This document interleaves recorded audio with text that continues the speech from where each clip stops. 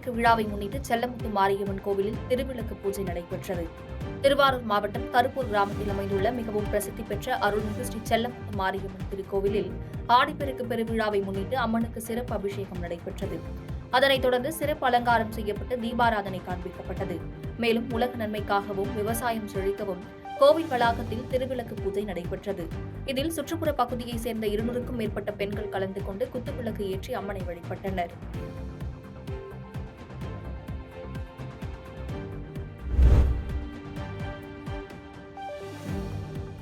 ஆம்பூர் வாணியம்பாடி அருகே தமிழக ஆந்திர எல்லைப் பகுதிகளில் உள்ள கோவில்களில் ஆடிப்பெருக்கு விழா சிறப்பாக நடைபெற்றது.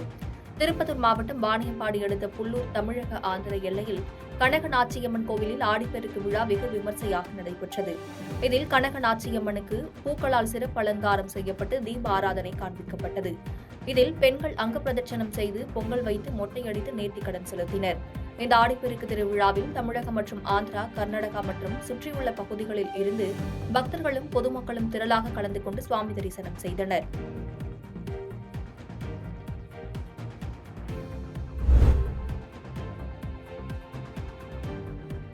தேனி மாவட்டம் உத்தமபாளையம் அருகே தமிழக கேரள எல்லையில் உள்ள மலைச்சாலையில் யானை மிதித்து விவசாயி உயிரிழந்த சம்பவம் சோகத்தை ஏற்படுத்தியுள்ளது.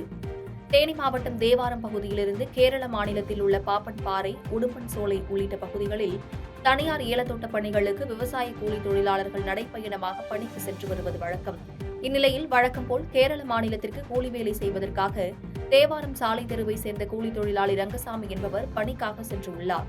அப்போது கழுதை மூக்கு பகுதியில் சென்று கொண்டிருந்தபோது எதிர்பாராத விதமாக யானை ஒன்று அவர் எதிரே வந்து தாக்கியதில் சம்பவ இடத்திலேயே உயிரிழந்துள்ளார். இந்நிலையில் நீண்ட நேரத்திற்கு பிறகு பின்னால் சென்ற கூலி தொழிலாளர்கள் ரங்கசாமி உயிரிழந்து கிடப்பதை பார்த்து வனத்துறையினர் மற்றும் காவல்துறையினருக்கு தகவல் தெரிவித்துள்ளனர். அதனைத் தொடர்ந்து விரைந்து சென்ற வனத்துறையினர் மற்றும் காவல்துறையினர் அவரது உடலை கைப்பற்றி பிரேத பரிசோதனைக்காக தேனி அரசு மருத்துவமனைக்கு அனுப்பி வைத்துள்ளனர்.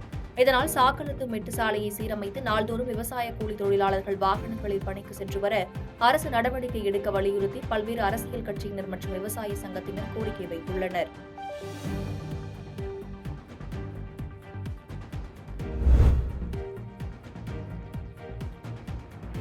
புதுக்கோட்டை அருகே செல்லுக்குடி கிராமத்தில் அமைந்துள்ள ஸ்ரீ வீரலட்சுமி அம்மன் கோவிலில் ஆடிப்பெருக்கை முன்னிட்டு முளைப்பாரி திருவிழா நடைபெற்றது.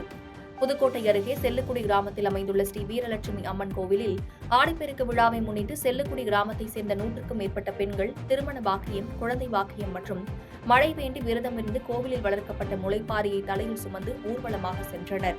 முன்னதாக வீரலட்சுமி மற்றும் செல்லாயி, பேராயி அம்மன் சிறப்பு அலங்காரம் செய்யப்பட்டு தீபாராதனை காண்பித்து அதனைத் தொடர்ந்து அம்மனை ஊர்வலமாக எடுத்து சென்றனர். அதனைத் தொடர்ந்தவாறு மேலதாளம் முழங்க 100க்கும் மேற்பட்ட பெண்கள் தலையில் முளைப்பாரியை சுமந்தவாறு ஊரணியில் முளைப்பாரியை கரைத்து தங்களது நேர்த்திக்கடனை செலுத்தினர். இந்த முளைப்பாரி திருவிழாவை காண்பதற்கு சுற்றுவட்டார கிராமத்திலிருந்து ஏராளமான பொதுமக்கள் கலந்து கொண்டனர்.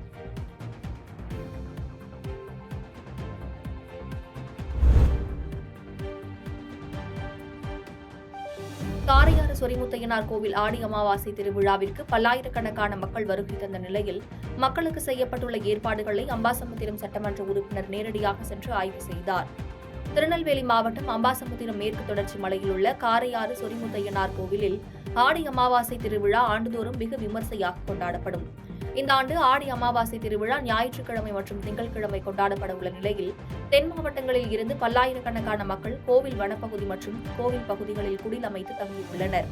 இந்த நிலையில் திருவிழாவிற்கு வருகை தந்துள்ள மக்களுக்கு செய்யப்பட்டுள்ள ஏற்பாடுகளை அம்பாசமுத்திரம் சட்டமன்ற உறுப்பினர் இசக்கி சுப்பையா நேரடியாக சென்று ஆய்வு செய்தார். மேலும் மக்களிடம் குறைகளை கேட்டறிந்தார்.